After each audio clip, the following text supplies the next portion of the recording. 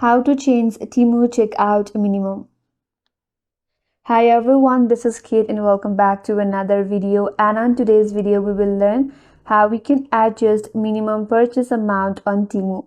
So without further delay, let's get started with this video.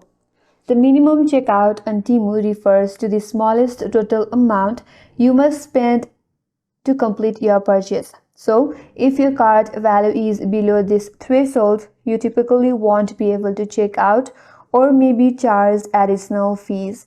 So, to adjust or work around this minimum purchase requirement in Temu, you cannot directly change it as it's a policy set by the platform. However, there are some strategies or work around that you can do.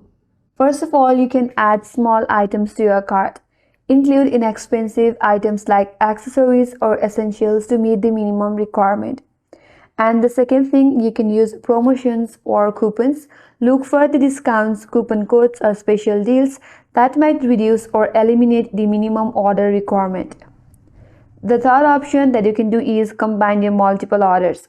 If you plan to shop for more items later, combine them into one order to exceed the minimum threshold. And the last option is to check for no minimum promotions.